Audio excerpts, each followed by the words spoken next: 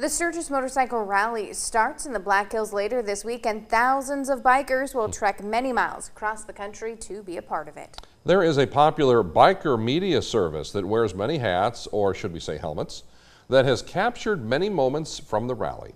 Dakota News Now photojournalist Dave Houck introduces you to these biking enthusiasts.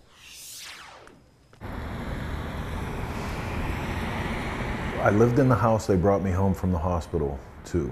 It was my grandparents' house right outside of Pittsburgh, about 20 minutes outside of Pittsburgh. Like kids do, you struggle to find your identity, and I always, since I was young, I always wanted to get away and I wanted to run. But I was spending less and less time there because, you know, covering the motorcycle industry on a national level, you constantly have to be on the road. At one point I even had a trailer set up with a whole office suite in it, so we would just go out, my wife and myself, we would go out on the road for 3-4 months at a time and just live on the road doing it. You start to feel your years really quick that way. So I told Chris, I said, I'm gonna send you a couple plane tickets. You really need to come.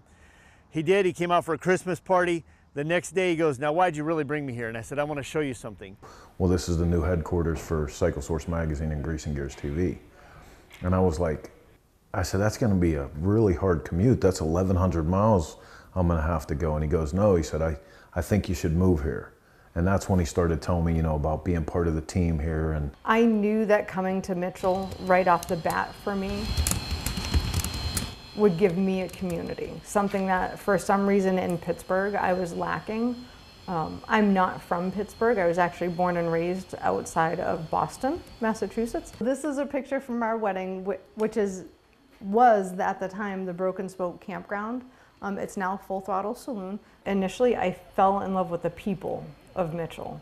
Not necessarily the landscape or the town itself, but the people here is what made me want to be in Mitchell. I knew that we would have a team. That means it's time for another episode of Shop Talk. I'm your host, Chris Callen with Cycle Source Magazine. Comes under the umbrella of Source Media Group. So it's Cycle Source Magazine, Grease and Gears TV,